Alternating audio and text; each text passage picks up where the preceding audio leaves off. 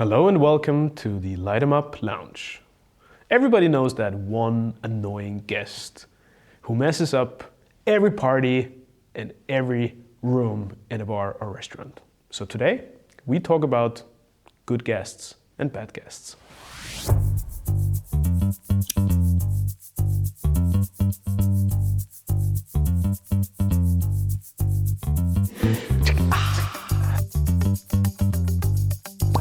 Oh, tequila.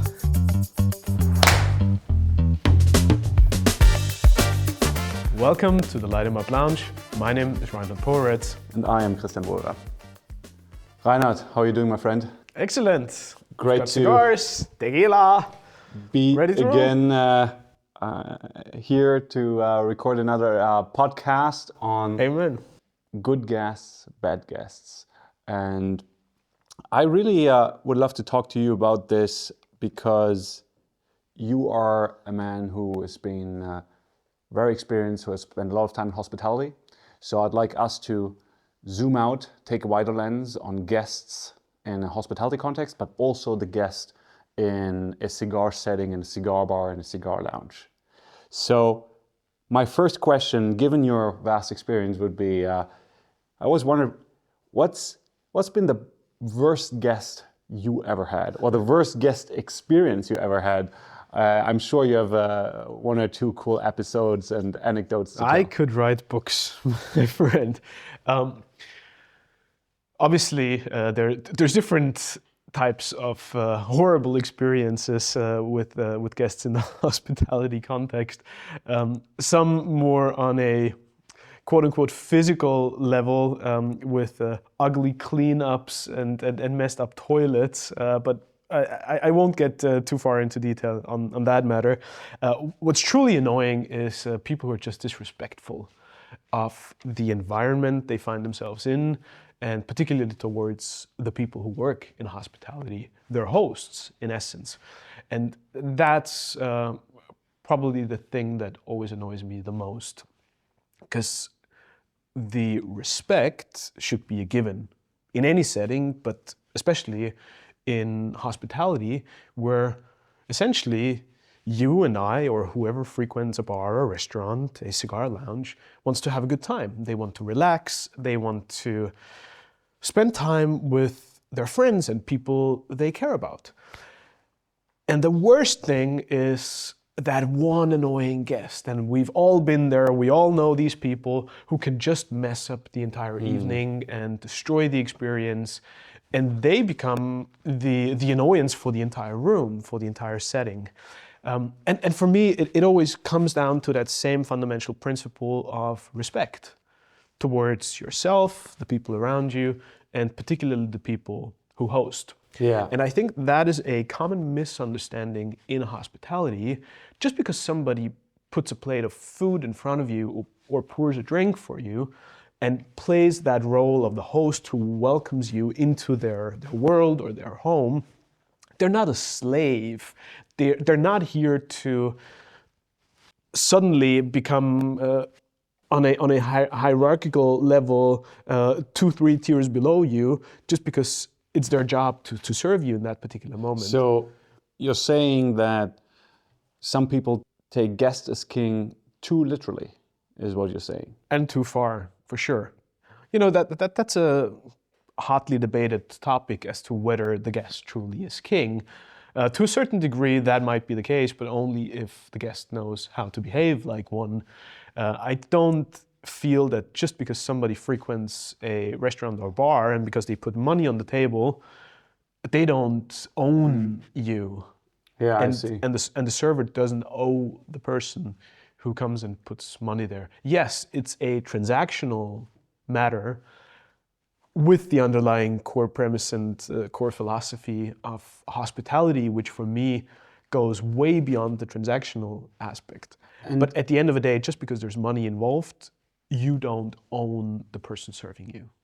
Remind us and our listeners, so you have been working in hotel bars, you have run your own bar in Vienna, you have... Pretty much everything from a small family-run little American bar or classical cocktail bar to the most elaborate 5-star international experiences. So it's been quite a journey, and you would think, well, it's drastically different if you're in a small mom and pop dive bar or in a restaurant that's the patron in the kitchen and his wife is serving the plates. It doesn't matter if it's a small or huge environment in a corporate multinational setting. It always boils down to the same core principles. Yes, certain elements might change. You can go more upscale, or you can bring it down a notch and make it more base democratic. Yeah. But at the end of the day, it's always about the same core philosophy and the same core principles. So, what type of guest do you like the most? Is it the one that's just nice, just a nice guest? Is it someone who is very interested, almost, having a conversation? Or is it maybe even someone who is demanding? And I would say maybe there is even not such a distinction, but that just came into my head because I think I'm just a nice guest. Sometimes I'm interested into, what are the ingredients, what about that wine, what about that tequila? But maybe you have a different take on how guests are. I would say it's all of the above in moderation, because every one of those aspects can go a step too far or too little of it. So it's always about finding that balance. It's great when you have guests who are curious about what's in the dish, what's in your drink, what about the cigar that we're enjoying. But it can also go that step too far when you have the guest who's just, especially, let's take an example. It's a busy Friday night, the bar is 3 deep, all the bartenders are in the weeds and they just want to get their drinks out. And then you have that one super curious guest sitting in front of you. Oh, what's that? And what is this? And how did you make that? And so you need to, it's like a dance. The hosts, the bartenders, the servers, the chefs, and the guests, they're always dancing with one another. And you have to understand the other side. You have to read the room and you have to get a bit of an understanding for when is the appropriate moment to go all in on the nerdy details and have an in-depth conversation about how this drink was prepared, how the ingredients were made beforehand, complicated fat washing on the spirit that you're using and your homemade shrub and this and that and the other. What did you say? Fat washing? What's that? What's fat washing? It's a technique to infuse spirits with particular aromatic components, and you're using fat as the transmitting agent. So just to give you an example, we're drinking tequila. You could infuse that tequila with bacon fat. So what you do is you render strips of bacon in a pan. Okay. You take the melted fat and you pour it into the tequila. You let that sit at room temperature for a couple of hours, frequently stirring the whole mixture. And so the alcohol will absorb the aromatic compounds from the bacon fat, which you poured in. And then all you do is you put the whole mixture, which might look ugly, but that's besides the point. You put it in the freezer and then you separate alcohol and the fat. The fatty part becomes solid, it freezes off. And then you could just break it open and pour out the liquid from underneath, ideally through a cheesecloth or a coffee filter. And then you have your bacon fat infused tequila. Huh? Do guests appreciate things like this? And do people know? I mean, is this a new concept? Is this modern? No, this has been around for a very long time. A very well-known bar in New York City, and one particular bartender there first came up with bacon old-fashioned. So he used American whiskey and bacon. The fat from the bacon infused into the spirit, and they made an old-fashioned with that. So it's been around for quite a while. And to your question, yes, people do appreciate that. But again, it depends on the setting and it depends on the guest. So again, coming back to that delicate dance between the guest and the hospitality staff, find the rhythm with one another and find moments where it's appropriate to go all in on technical details. When it's very, very busy, a quick, I would like to have this and that, and maybe a few words about what's going on, which product you're enjoying, that's plenty enough. Yeah. So when you said, sometimes guests might be too curious or too eager in a certain setting, immediately I had to think of the moment when you are waiting for the menu, when you're waiting for an attention by a waiter, by the bartender. Is there a golden rule? Because sometimes, you might come into a bar and you see it's busy, but you're waiting for someone to pay attention to you. And then, you might be sitting there for 5 minutes, 10 minutes even, which I would say that's way too long. So something must have gone wrong on the part of the host. What do you think? What's a good time to wait for the first interaction or for someone to, pick up your drinks? The first sign of acknowledgement should be within the first 1 or 2 minutes max from the host. So I'll give you another example. The bar is very busy, the bartenders are shoveling around stuff, pouring drinks, and somebody walks in.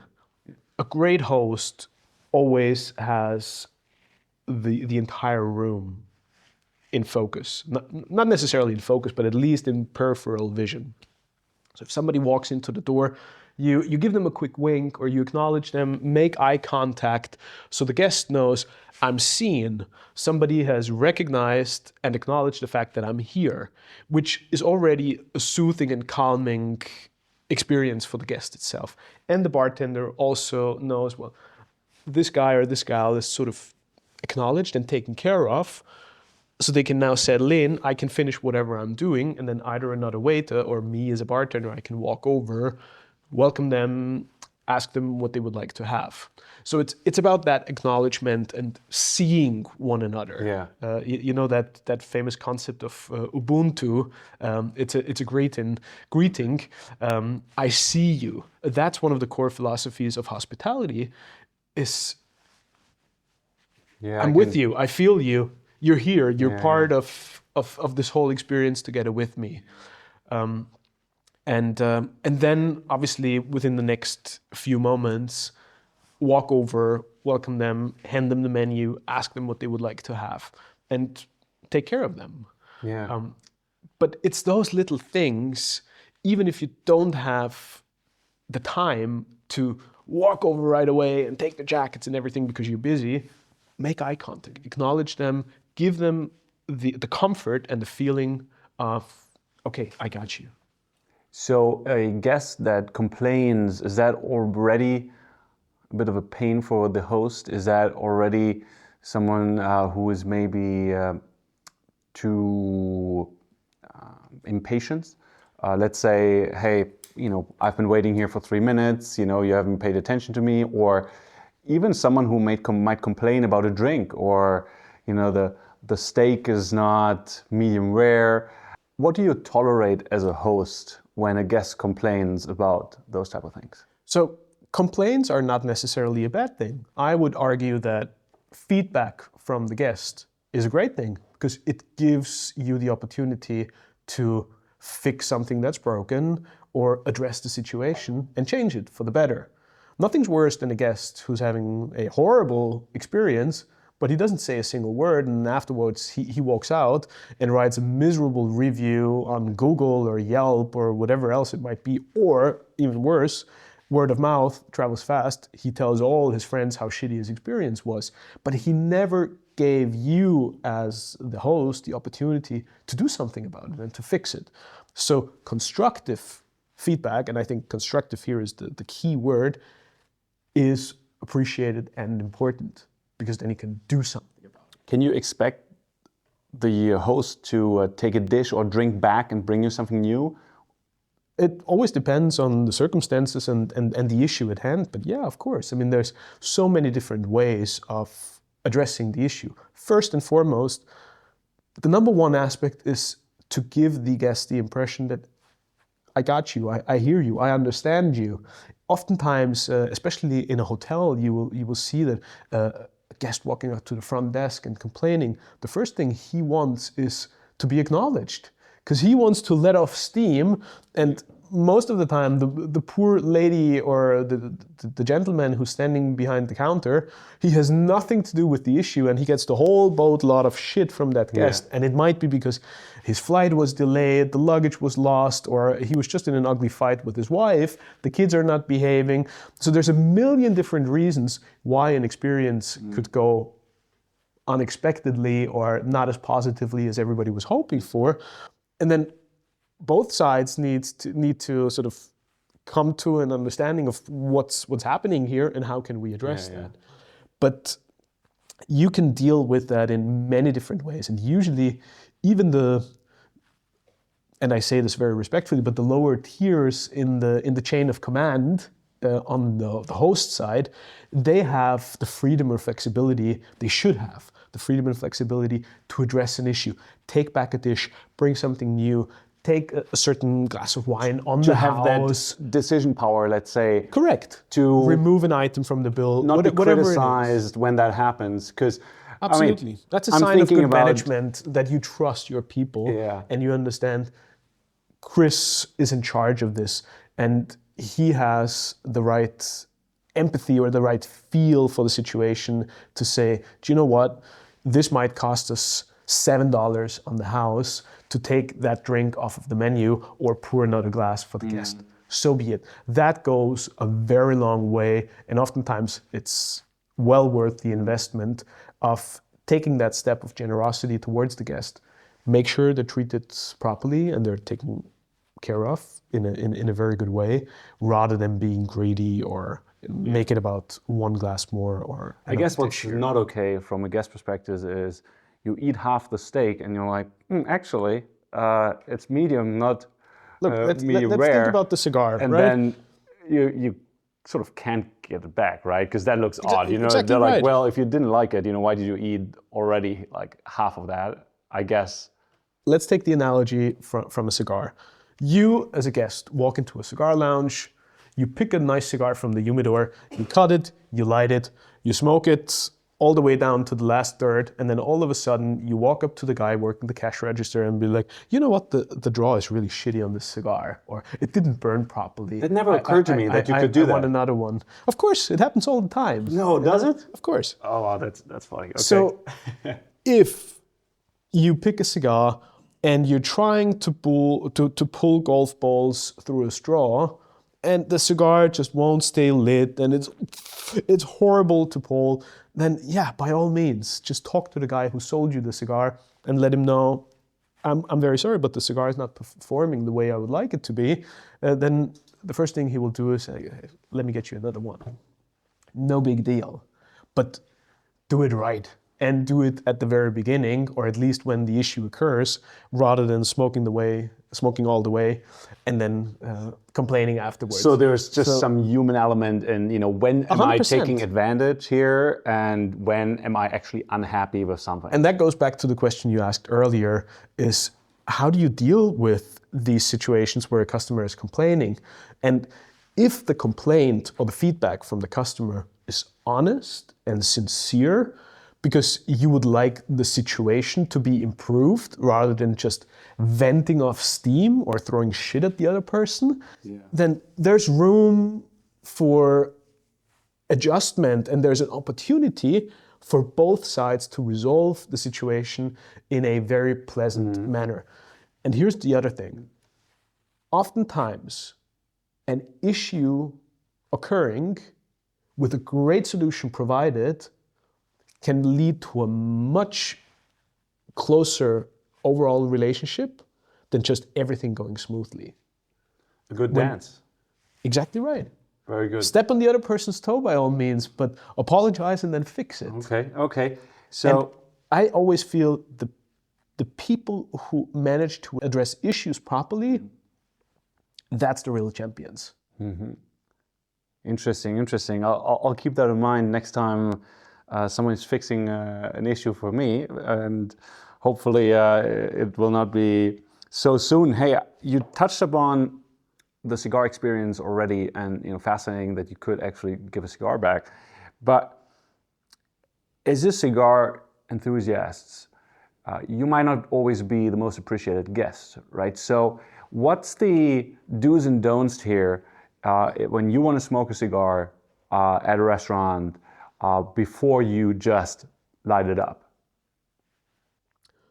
First of all, be aware of your circumstances and your whereabouts. If you have a family with small kids sitting a meter next to you, then probably that's not the best moment to bring out your double Corona and blow smoke in their faces for the next 2 hours. Obviously, one thing would be to ask the waiter or ask the host, is this a cigar-friendly place, or would you allow me to enjoy my cigar here? And obviously that can lead to asking for an ashtray, or whether they even have a cigar selection of their own, you know. So there's different ways of getting a feel and an understanding first. Is this a cigar-friendly place? And do I have people in my vicinity, in close proximity, who wouldn't be offended by me just enjoying ask the waiter? a cigar? Like, hey, are you guys cigar friendly, or what's the... I would definitely ask the waiter. And then secondly, if the waiter is fine with me enjoying a cigar and there's people close by, ask them as well. Because the last thing you want is you bring this fabulous, wonderful cigar and you're in a great mood, you just ordered a wonderful drink and you want to light up and lean back and relax, and 2 minutes in, it's like smoke is wafting exactly at that one person who sure as hell stands up and gives you shit about it and like, put the thing out. Oh yeah. Then the whole experience is just ruined. Yeah. And even if the guy leaves, you just wasted like $50 of a wonderful cigar because the moment is trash. You know what I do? I check if they have ashtrays and if they have cigar ashtrays. Yep. And that's sometimes an indication. Obviously, in most countries these days, you know sort of where the places are because they're rare, right? And you have to know you can't smoke the regulatory or legal circumstances Exactly. first and foremost, because it's not legal everywhere to smoke. Yeah. In a restaurant or a bar. I mean, indoors, that's a whole different topic, but even outside on the patio. Yeah. So legal understanding first, check the place, talk with your host or waiter, and then talk to the people in close proximity. And by all means, find great places, preferably a cigar lounge, where you just know this is the right place and you're amongst like-minded people who will not only understand you, but appreciate you being there. And then you'll have a good time. And let me pour some more tequila. By the way, can we take a moment and appreciate how tequila works with the cigar? Oh yeah. I mean, surprisingly, you know, tequila in my mind always is a bit of a, you know, back in the days, you know, we had a little too much of that maybe. I always thought that the best tequila is the one with the plastic sombrero on top. Oh yeah, the red hat, you know, you're in trouble. After my recent trip to Mexico, I know that is not true for sure, but this is actually quite the great pairing, I have to admit. Very nice. So, first of all, tequila has had one hell of a run the last couple of years, and especially over here in Europe, most people would probably start off with an experience similar to what you just described, whereas that's not necessarily the case for a lot of folks in the US, where tequila is probably its biggest market. But anyways, the appreciation for 100% agave premium tequilas has risen exponentially over the last couple of years. And there's different categories of tequila. First of all, the big sort of defining question is, do you use 100% agave? And in essence, that's the only thing we should be talking about, instead of what they call mixtos, where agave is mixed with other sugars to kind of like dilute down the product in the first fermentation stage, which is much cheaper, but not what we want. So let's focus only on the premium category. It's like handmade premium cigars. That's the only one that we're really enjoying and talking about. But then you can also categorize by aging or length of resting period after distillation. The sort of original one and the one that most Mexican folks will enjoy is Blanco tequila, which is almost unaged, white clear spirit with that fresh, grassy, vegetable note where the agave truly shines. You have Reposado, where the spirit has been aged in American oak barrels for a certain period of time. And then what we have here is an añejo tequila, which takes it a step further. And usually here the tequila is aged up to 3 years. It's a very fast maturing spirit. So unlike single malt scotch, where you age for 12, 16, 20, 25 years, you couldn't do that with tequila and still have a pleasant experience, because tequila is known as a cask eater. So it picks up the woody notes, it picks up the oak and the maturation and the tannins from the barrels really, really quickly. So these 3 years of aging are already getting you into that well-matured, well-rounded territory. And you could put an añejo, 100% agave tequila, right next to a 12, 15-year-old single malt scotch in terms of age. Is there a rule of thumb to pair with cigars? You know, is a Blanco also good with cigars, or do you need maybe something that's a little more mature, has seen some oak barrels or anything like that? You know how much I hate stereotypes, but often people will pick a dark, well-matured spirit to go with their cigars, thinking of rums, whiskeys, cognacs.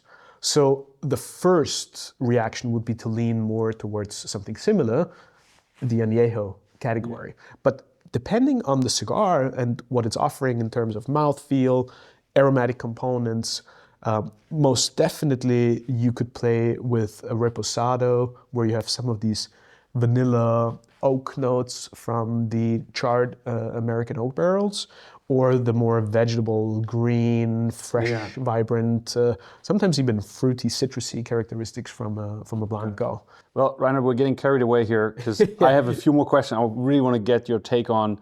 And although I love that conversation about the tequila, So we'll do a show specifically about tequila. I would love this. Actually, you know what? A barkeeper in Amsterdam told me that he likes Blanco more because it's closer to the fruit, whereas the añejo or extra añejo, see my great Spanish here, is almost like a cognac comparison. It becomes more of that, so it's sort of less interesting for him at least. Anyway, I was saying, let's go back to cigar bars. And I recall a moment when I went to a Carnegie Club in New York, and I sat down, I brought my own cigar, and this is years ago, and I didn't know there is a cutting fee. And it was like $15 or whatever. Tell me, what do you think of this? In a moment I was like, why am I paying for bringing my own cigar here? But tell me about the concept here, and is that high? Is that like $15? And how often does that happen, that you're paying for a cutting fee actually? Let's first establish one rule of thumb.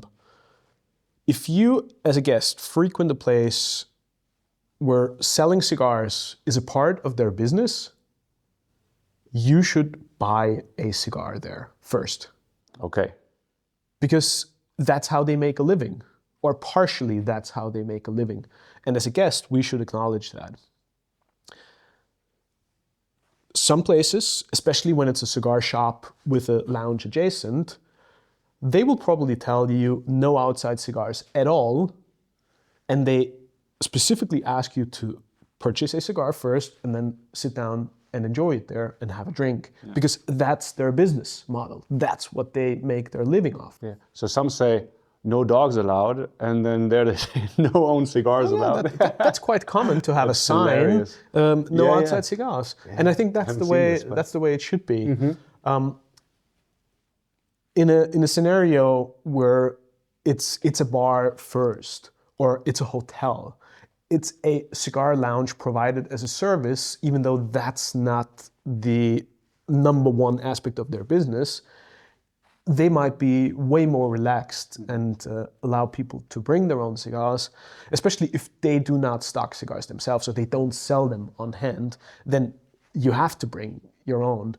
But still, they're providing a service. Somebody has to clean the ashtrays. Somebody needs to get rid of all the mess that you've made. Somebody needs to pour your drink, bring over your drink, clean the glasses, keep the lights on, and make sure that all these fixed costs are covered. Hence, somebody's got to pay the bill. And charging a cutting fee might be one way to go. Now, here's the thing. If you do not like the cigar selection that's being offered, what you could still do if you bring your own and you really want to enjoy that cigar, at least buy another cigar from the humidor, take out your little travel humidor case, put the cigar you bought back in there, and enjoy the one that you brought. But first, respect the environment that you're in, respect their business, support them, and deal with the situation accordingly.